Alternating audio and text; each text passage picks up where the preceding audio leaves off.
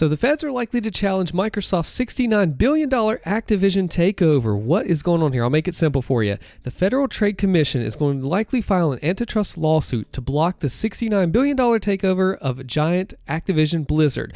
So these have made Candy Crush, Call of Duty, and now what they're doing is, what is this? So what's the FTC anyway? So the FTC, if you Google what is FTC sub to Alston, says they are an organization that helps prevent unfair business practices, and that they just want to make sure that consumers aren't screwed over by companies. And so this is a concern because it is a major black mark for Microsoft, who positions themselves as positive in these antitrust issues that have come up, and now they're the ones in the hot seat and on fire here. But what's going on? So it's not guaranteed. They have still yet to vote out what's going to happen here, but there is one core reason and one game primarily behind all of this. There is an investigation ongoing, and mostly, spoiler alert, it's Call of Duty that is the problem child here. But why COD? Why Call of Duty? We'll get to that here in just a second. So if the agency does move ahead with the case, everybody that's going to be testifying here, speaking against it, will be anonymous, I understand, given all the money and everything involved here. We don't get a comment from the FTC, but let's scroll down a little bit and see what's going on here. So Sony is having an issue here. They say that it's going to harm their ability to compete in the game marketplace. Their quote, "Microsoft is a tech titan buying up irreplaceable content at an incontestable price, $68.7 billion, to tip competition on itself." So they're saying that, hey, Microsoft is buying up all these companies so they can just have all the power and monopolize this whole thing, and then we, Sony, are not going to have a chance to compete, and it's just going to be so unfair. So then Microsoft slaps back. They say Sony is just making self-serving statements to maintain its number one position in gaming. So Microsoft is saying, hey, they're just saying stuff to try to keep them on the top and bashing other people down. They're stepping on us to elevate themselves. We'll see if that's true or not.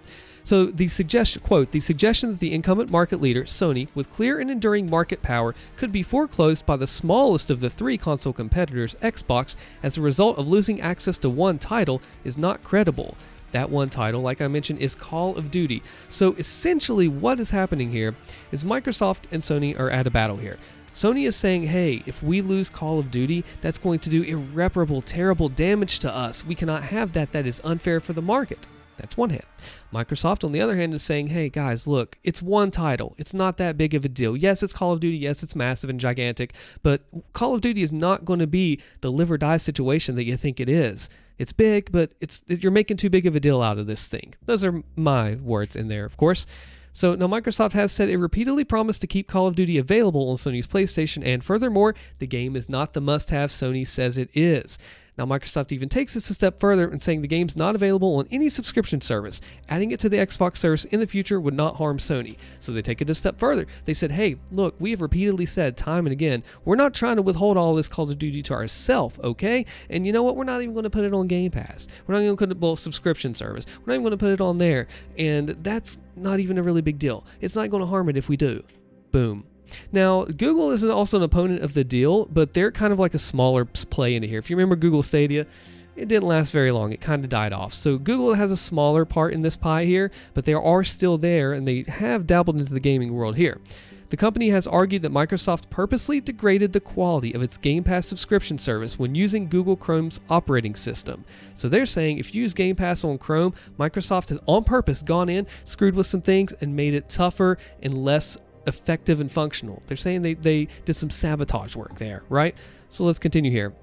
And owning Activision with this deal would give Microsoft even more incentive to do that, ultimately steering hardware sales toward Microsoft and away from Google. So Google comes in and they say, hey, we're not big players in this game, but we still have some dog in this fight. If Microsoft, who is basically sabotaging how Google Chrome's operating system and Game Pass work together, if they get Activision, it's going to be even worse. They're going to make it even harder. And then what that's going to do to our business is take people away from Google and put them toward Microsoft. So really, you have Microsoft on this hand. You got Sony and Google over here saying, hey, this company's wrong. They're trying to monopolize everything. And Google is saying, yeah, they're going to take all our sales away. So everybody's kind of coming at them. And that's why the FTC, Federal Trade Commission, is coming in to say, hey, look, we're going to take a look at this. We're going to vote on it. We're going to make some decisions and look at all the evidence. Quote the article, Google is a minor player in the gaming industry. It's winding down its own service Stadia. However, it is under antitrust scrutiny around the world, including conduct in the gaming market, and unlikely to be a sympathetic opponent. And like I say here, Google has its own fair share of issues. It's not a calm little innocent child here. They've had their own problems, and we'll talk about that here in a second. And this is saying that, hey, look, yeah, Google wants like a piece of this pie. They won in this fight, but they're really like the little guy, right? They're fighting over the scraps under the table instead of the meal at Thanksgiving. It's really Sony that's the big dog here against Microsoft. Google kind of just wants in on it. So if we continue on down this article, we see Fortnite maker Epic Games currently suing Google, arguing that it's illegally blocking Fortnite from its mobile app store, Google Play. As I said here, Google has its own little issues and drama coming up with this whole antitrust stuff, and they still want in this Microsoft pie, but they don't have a big fight in it. They have their own stuff to worry about. As part of that case, Epic recently accused Google of paying Activision $360 million to not offer a competing app store on Android phones. Same Activision that Microsoft looks to acquire here in this whole $67 billion deal. It's a gigantic circle loop, right? Every company wants to stab at the other one and get their little piece of the pie and come up on top here, and this company's screwing up this way, but no, we're right, and they're messing up that way. So what did Google say? After all this drama, after all these problems, surely Google, the giant, the largest search engine in the world, who only beats the second place search engine, which is YouTube, which is owned by Google, so they have 1 and 2 number spots. What do they have to surely say about this mess? A Google spokesperson declined to comment. They have nothing to say about the Epic and all of that stuff. Okay, so what's Microsoft going to say about Call of Duty? Well, surely they've already said their piece, but is there more? So Microsoft has pledged to continue making Call of Duty available on Sony's PlayStation and recently made an offer to give Sony access to the game for the next 10 years. This offer was first reported by New York Times. So that's a big deal.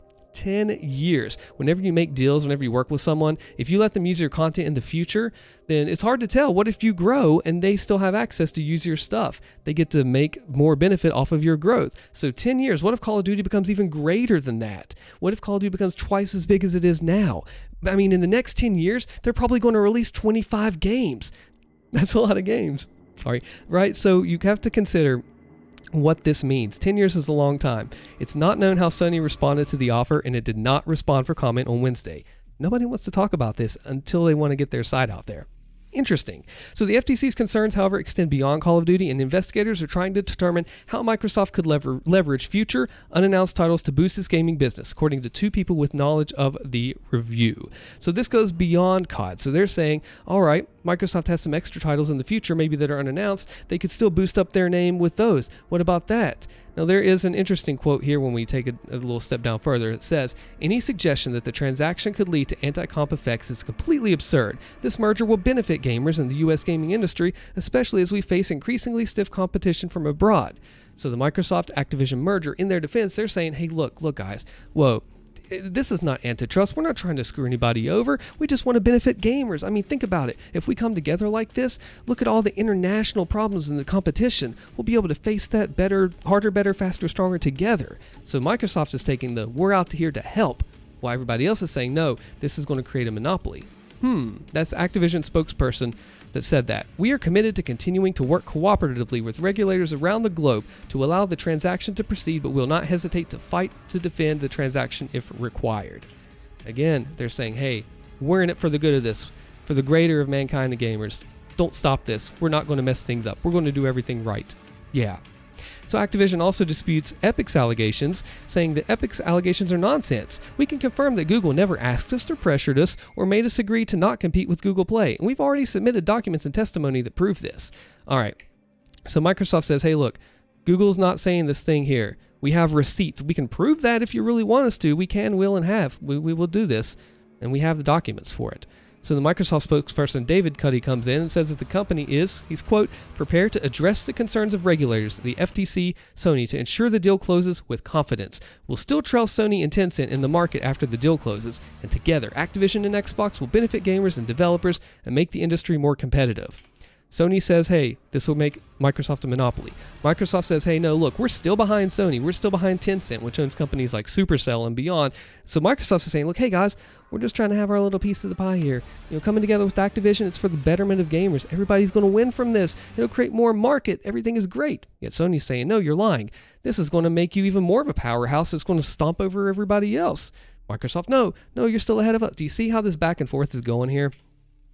So the FTC doesn't have to technically take any action at this point. Now, regulators in Europe and the UK have also opened up some probes, meaning that the companies couldn't close the deal until spring at the earliest. So if the FTC does sue, it will likely bring a case in its own in-house administrative court. Okay, so how do we bring this together here? Now, the agency typically challenges deals in the first federal court to block them with temporary injunction pending a trial in its own in-house court. So without the imminent risk of the deal closing, it will be difficult to get that temporary injunction. So how long do we have to figure all this out? The companies have until July next year to close the deal without renegotiating the agreement. An administrative lawsuit filed later this year or in January would unlikely to be resolved by July and could potentially force the companies to abandon the deal. This whole thing flushed down the toilet drain and abandoned, which would be beneficial for some of those who don't want this to happen. They'll want to drag this out. They want to drag their feet along, because in courts, if you can drag it out and you can just wear down the other person's resources and you have more money and stuff, you're going to win.